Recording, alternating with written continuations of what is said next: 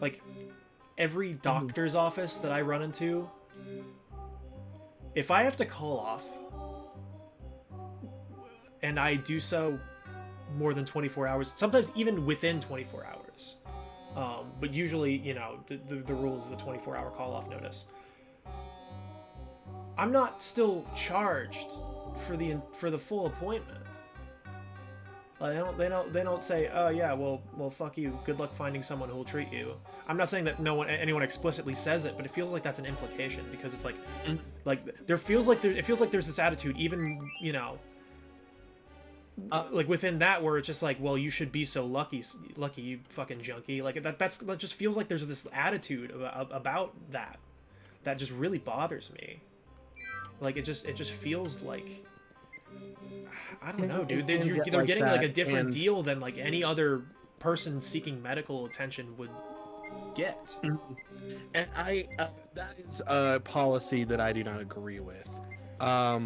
So to kind of comment on that policy a little bit more, the idea is that if you call off, if you like have to reschedule or cancel, or you no-show your appointment, you're not charged the full amount of the visit, because obviously you didn't see the doctor. We would never charge you the full visit because you didn't see the doctor. But we do have penalties for missing your appointment. Now, this is done in the idea that a lot of the patients that we deal with are very flaky. That's an unfortunate truth about people who are addicts, but not all of them, obviously. Especially the ones who have been coming to us for years. It's like, I don't want to get into the minutia of like, I just think the stories that I heard from Laura that were like I get that, like, listen, I don't know if I've talked to you about this. I had a friend who was, I mean, I've had several friends who've been addicted to heroin. I had one of them that that lived in my apartment for like over a month. Yeah. I put her up because she had nowhere else to go. I didn't even know this fucking person. Okay, like I met her on fucking Tinder, and she just reached out to me. She just messaged, like, we had like the usual, like, you have a couple back and forth messages and then you just don't talk anymore. That's like most interactions on Tinder. 100% of the interactions on but Tinder, like for me. she messages me like a couple days later, and it's just like kind of like pleading with me, like I have nowhere else to go, can you help me? And I was like, okay, I need to meet up with you and like kind of suss this out first. Like I need to meet you and like, yeah, you know, I just, for my own, I need to know if I can trust you before I let you into my home. And then, you know, I got to know her, or I met up with her, and she seemed, you know, like someone who had problems, but she seemed like someone who wasn't, you know, trying to rob me or something. Like, not, yeah. But it's just like I didn't know her, so I wanted to, like, I had to have some level of like. Most people wouldn't answer that text at all. Yeah.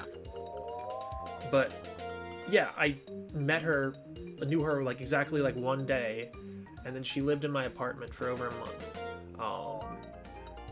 And you know, it was a very stressful month, I'll be honest.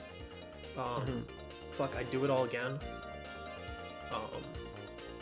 Because this is a person who just didn't have the resources to have any kind of life other than what she was living at this point. Yeah. You know, like, she had the stories she had about cops, like the shit that cops did to her is pretty abhorrent. Cops are fucking terrible, dude. She was like, she had multiple stories about them like putting a gun in her face, threatening her life, doing things like, hey, if I ever see you in this town again, I will kill you. Just doing, because they know that she's not going to call on them, and that no one will believe her if she says something. Yeah. So they'll just say shit like that because they can get away with it, because cops are not held accountable for any of that shit. Nope. They don't think that like I might face consequences for this thing that I'm doing, because they fucking don't, because they're right. But like this is like no one gave a fuck about this person, and she was a good person. She was she was funny, she was smart. She was smart in her own way. I mean, obviously she hadn't been in school since she was like fucking 12. She'd basically been like on the road in some way since she ran away from home. She was like 22, 23, like,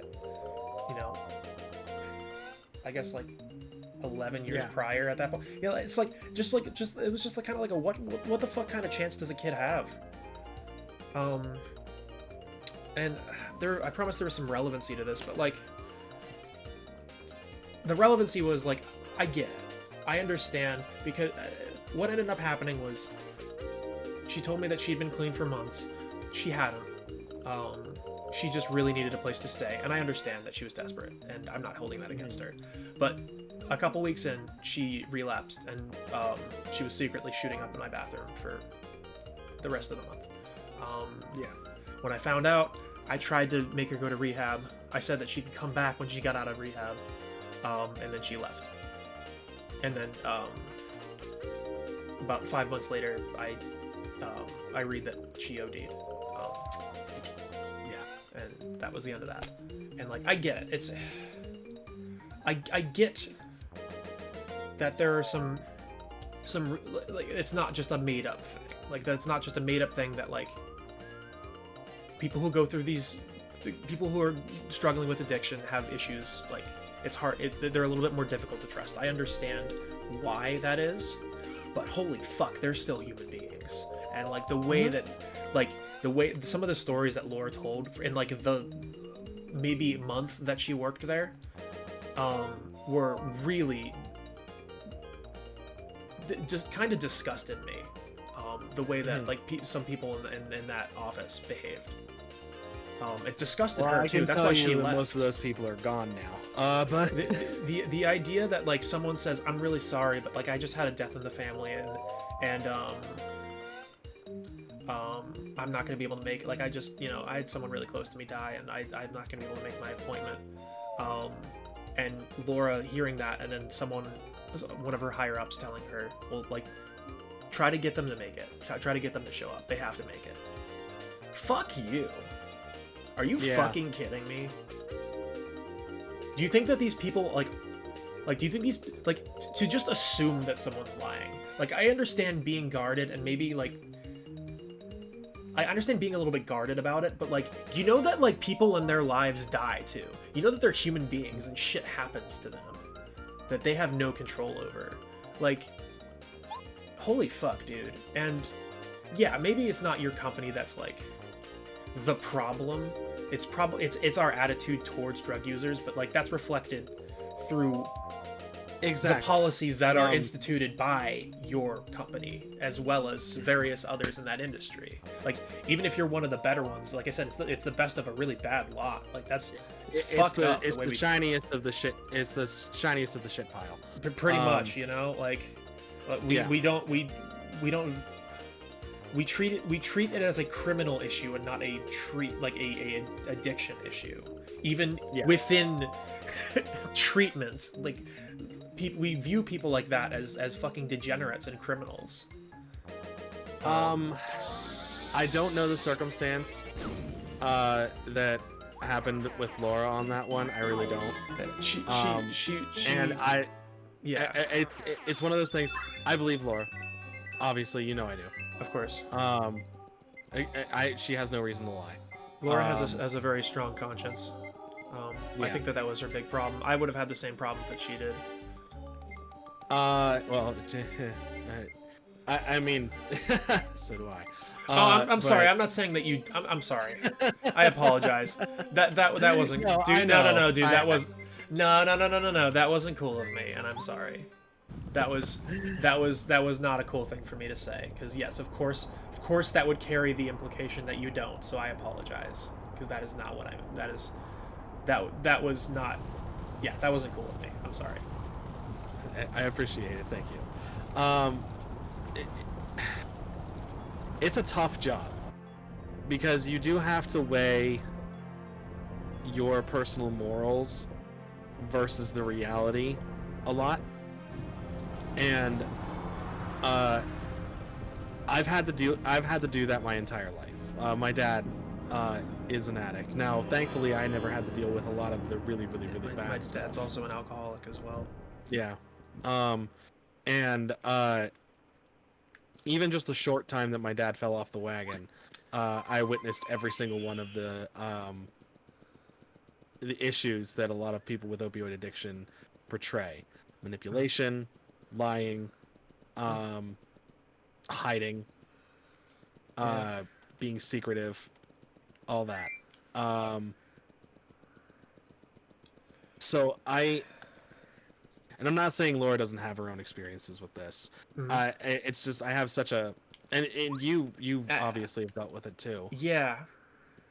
I don't know what the difference is. I don't know what made her not able to not be able to tolerate it, and why you know, I don't know what the difference is there. I can say that I wouldn't have been able to do that job either.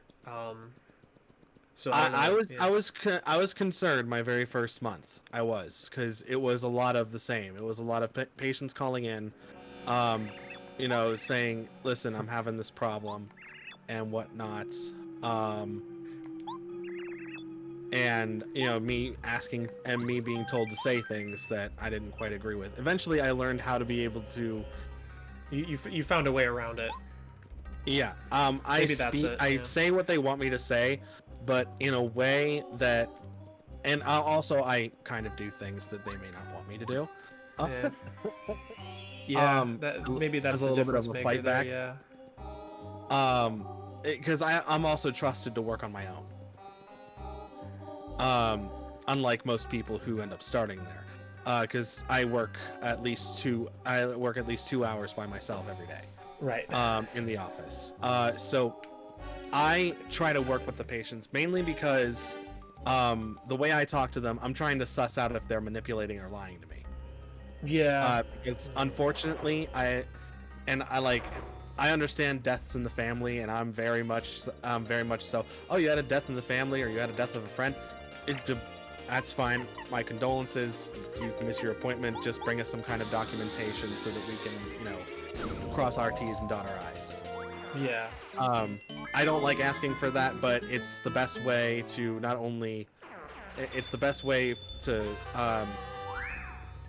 calm the management down. Because yeah, it's just it's a good compromise of like trying to appease both sides.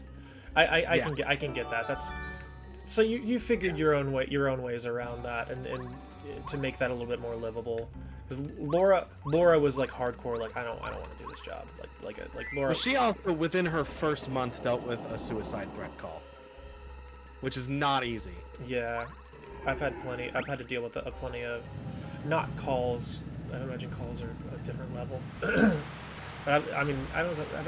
I've been volunteering with Crisis Text Line for a while. I think Laura and I talked about that before she left. It's rough. It's pretty rough. And not everybody can do the job, and Laura is. I can't talk about that on stream either, but yeah. Yeah. Laura is. Laura and I share this whole thing of we can understand a lot of what people are feeling just by being around them. Empathy. Right. Laura is about 10 times stronger on that than I am. Yeah, me and Laura have always bonded over that. That's always something that we both share. Like I'm really sensitive to that kind of stuff, and it's actually made me want to help people more. Like even though I think that I'm a lot more sensitive to that kind of stuff, like emotionally, like it's just made me. It's made me want to help people more. Like it's really what's driven me to do like. It's really what's driven me to go down like the current career path that I'm going down is just that I really do genuinely want to help people. If I can't help them improve their circumstances directly, I want to help them, you know, feel better about them. I want to empower them to be able to do it on their own. Because a lot of times there's nothing I can actually do materially to help. Like, and it's the same. I have the same problems where it's like, a lot of the problems I have where someone's like, oh my god, what can I do? There's nothing you can do. I have to do it. It's only something that I can do. I have to figure that out. And that's what a lot of therapy is for people. I mean, that's what therapy is for me a lot of the time. That's kind of why I want to get into that.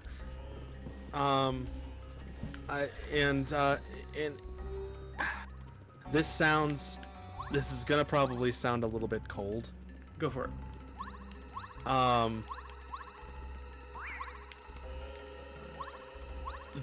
We cannot help everybody. No matter not. what we do for a job. Of course not. And there are going to be some instances where we don't agree with what happens. I have disagreed with doctors' decisions because I think they're wrong. Right. Now, professionally, I cannot disagree because I work for the doctor's office and they outrank you. Yeah. Yeah. Well, doctors can be real pieces of shit too, honestly. We have a couple of them. Yeah, just because they have whatever medical expertise that they have doesn't mean that they are like people. They are empathetic people or good people or yeah. Like. But unfortunately, with this industry, what the doctor says goes because the doctor is essentially putting their license on the line. Yes. Because even with all the documentation that we do, we're always legally above board. Even with that, their license is still at risk with prescribing this medication because at any moment, if the DEA thinks that we are not doing right things, we're done. And that's fucking bullshit. And that is an industry problem. And I get that. Mm-hmm. It prevents people from being able to do their job like to the best of their ability. It prevents people from being like, you know what? Like, there's a certain point where it's like, fuck off and let me do my job. There's a certain point where it's like, do you think that I'm like what's the claim? Like if someone goes and pawns this shit off, like, how is that on me? I'm just giving them the medicine that they fucking need. If they don't take it, why is that my fault? And that's where we have to draw the line a lot. I can guarantee you that I know several patients without any proof. I can guarantee you that I know several patients who sell the medication on the side. However, the good that we do, at the end of the day, does outweigh a lot of the bad that happens in our office. We have well over 1,400 patients that we treat. The ones that call into the call center are the ones that can afford it. Yeah, they can afford it, definitely. This shit ain't cheap. And a lot of people who are addicts are poor as fuck. I'm sorry, yeah. It's not. I know. No, you're right. And I know it's. Why don't you guys take insurance? What's up with that? If we were to take insurance, there is no guarantee that we would be able to accept all patients.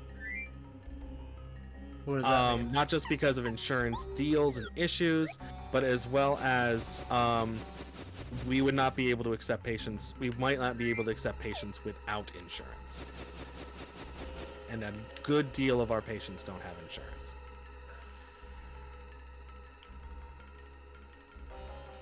How does that work? Because like you can go out of pocket in most places that don't like take insurance. Because of the medication, because of the medication and the clientele that we deal with, because of the current stigma against anybody who is addicted to anything, they are not trusted, and therefore, if most places are gonna use insurance, cash paying patients are out. Here's the problem, honestly. Here's my problem with that. Mm-hmm. If it were me, I wouldn't be able to do that. I wouldn't be able to afford that. No, I wouldn't be able to afford it either. If it were me, I wouldn't have access to that kind of a thing. What do you think people No, have you're- to do to be able to be able to get that, like that's a lot of money. How much is it per month? It is 250 per 28 days. For 28 days. Okay, that's $250 a month is a lot Yep. for that's a just rent- that. That's not even all of your health care, right? That's just for this. That's just just- for the visit. Just for the visit. That's fucking crazy. Mhm. Do you know what? If these patients were on Medicaid, which I bet you a lot of them probably could get, because Medicaid is pretty easy to get on when you don't make a lot of money. Oh yeah. I bet you a lot of these patients would qualify for Medicaid. They'd be paying like nothing. Exactly. So that's No, that's I the argument for completely that's agree with you. That's why I think that I just don't like a lot of these patients don't have insurance. I'm like, cool, let's get them on Medicaid then. It doesn't take a long time to do. And then let's just take Medicaid. Like fucking I just that's where that's my angle on stuff like that. Like Oh, it just I'm feels gonna like tell you that's my angle too. You're giving me the company line on that with well, because most of our patients don't have well that's the reason, that's legitimately the reason why we don't take insurance. But I Right. agree with you. If we had a system set up and we took insurance and we helped the patients apply for Medicaid, you we could help the patients afford the cost more, and we would probably see an increase in attendance. yeah, you would, because people wouldn't be trying to figure out how like when you charge $250 a fucking appointment, it makes it hard to stay clean. Mhm.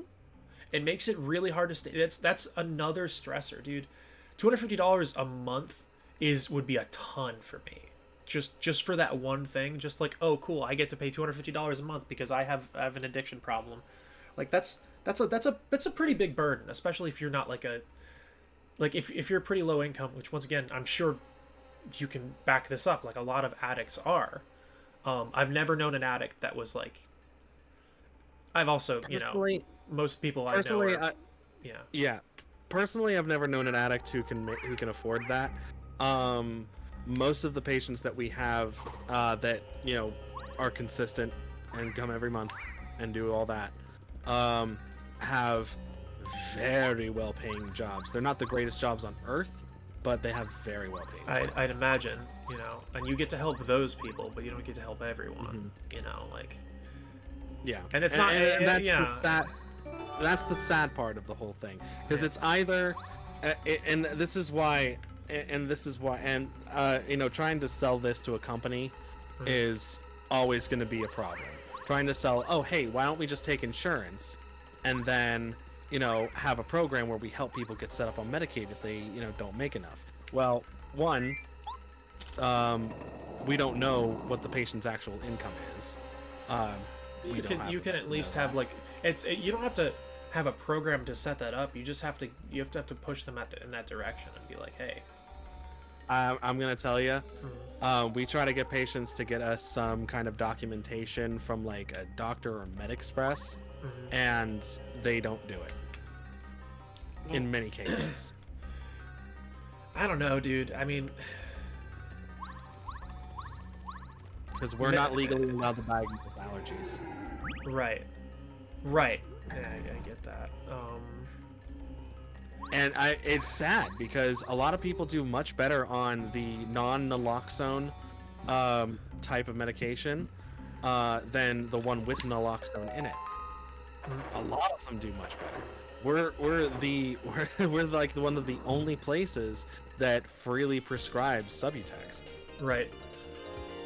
And it really sucks that no other place does that, because if they're not happy with us, but they want Subutex, but they don't have any kind of official documentation, or they don't meet the criteria for an allergy or a severe bad interaction, then they're screwed, because no other place will prescribe them that prescription, and then we will, but they are not happy with us. Right. Yeah, And that's it's yep. lack of options that really pisses me off. That's it, man. Oh, really? That hurts him too. Wow, shit. God, I hate this area. Um, I yeah, that's a big part of it too. It's just like that's what I mean, like about this attitude of you should be so lucky. Like it just really feels like. I wouldn't say there's an attitude. No, maybe with the people that we had in there before when Laura was there. No, there it's more of a systemic problem. Oh, it's definitely more. It's just because like the idea of like you should feel so lucky is not.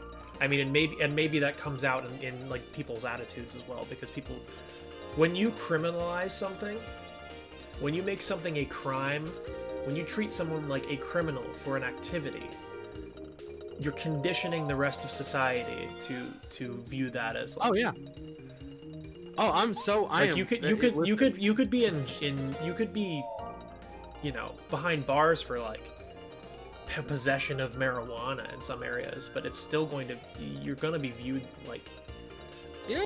I mean, like, if you have been charged with a crime, or if you're doing something that is considered a crime, congratulations, you have now hit society's low point. Well, it's like, dude, it's a fucking victimless crime. Like if you're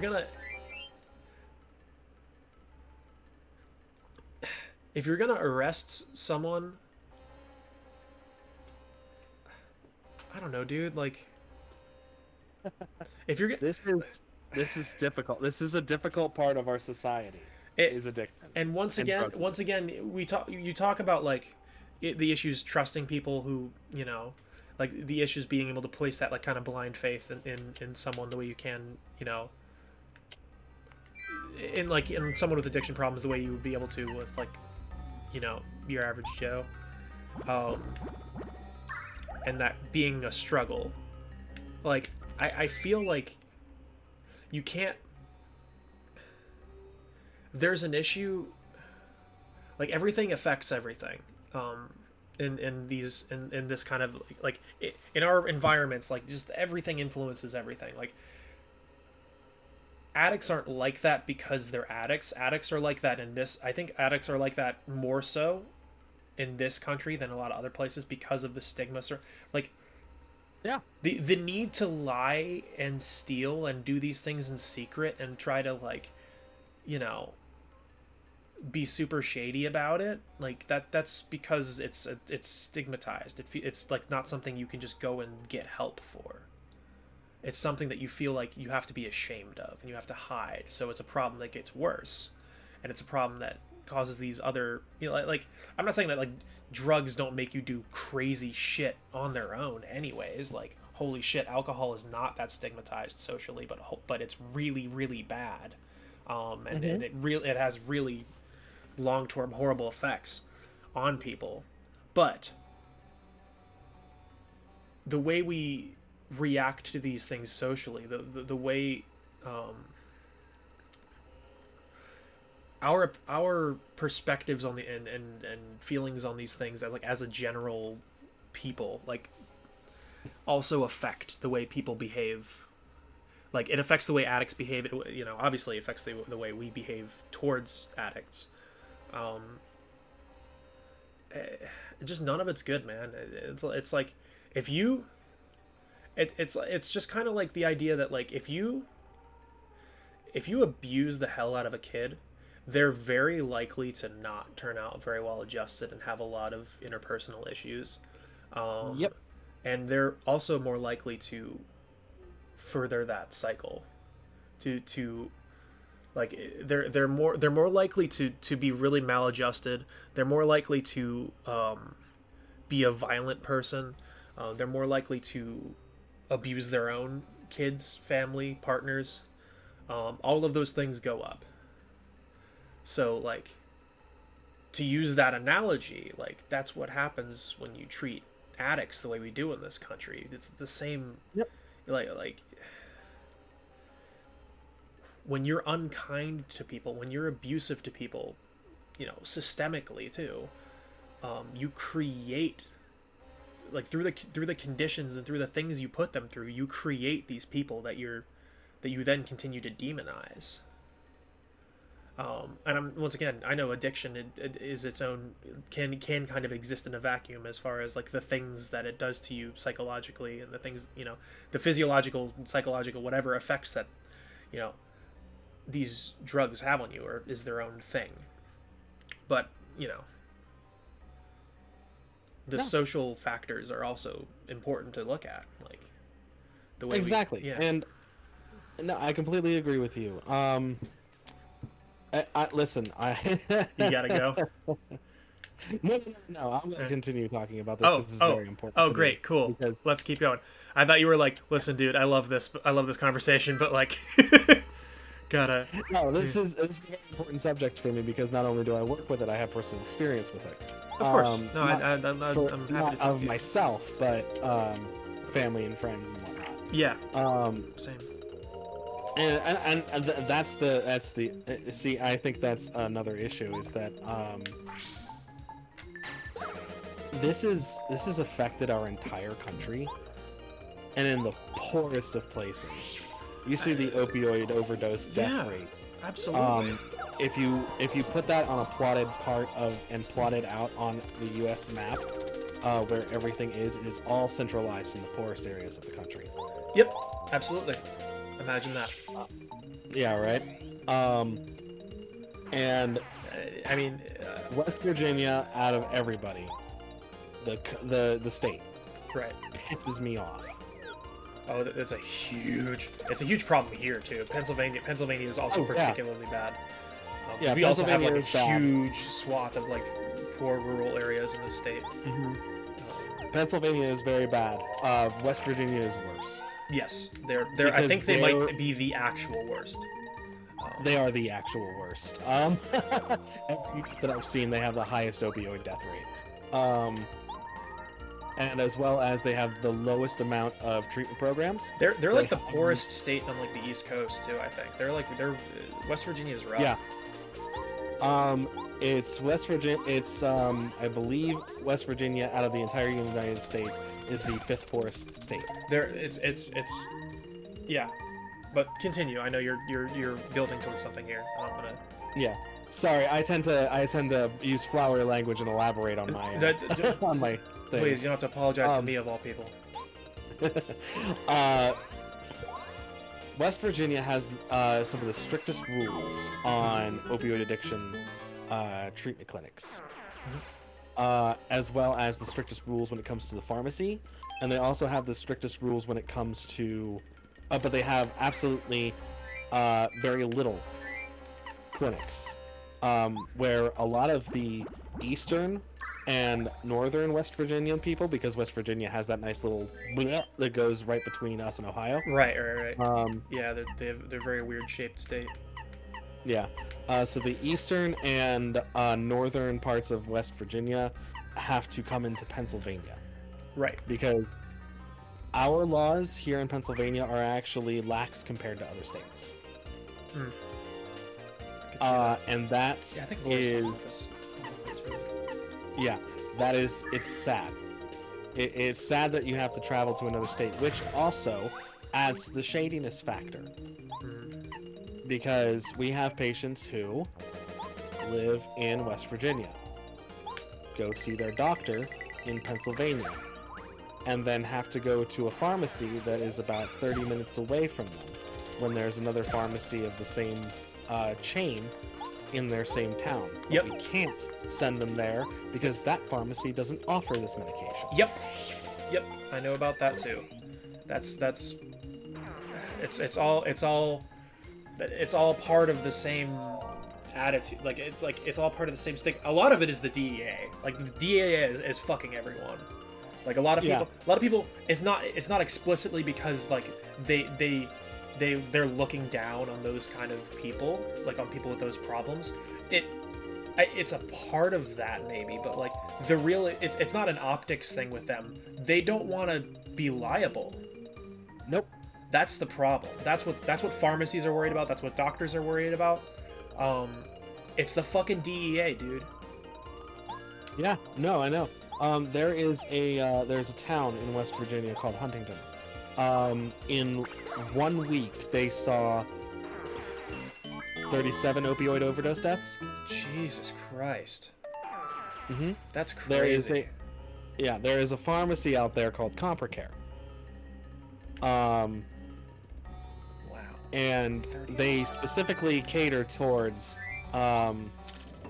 drug abuse people who are using medication-assisted treatment.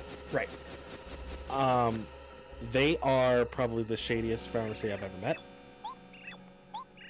They constantly lie to us about regulations. And these are supposedly opioid addiction friendly pharmacies. No, this is not the first one we've had an issue with. No, yeah, that doesn't surprise me either. They're every step of the way when it comes to starting your treatment, you are met with resistance.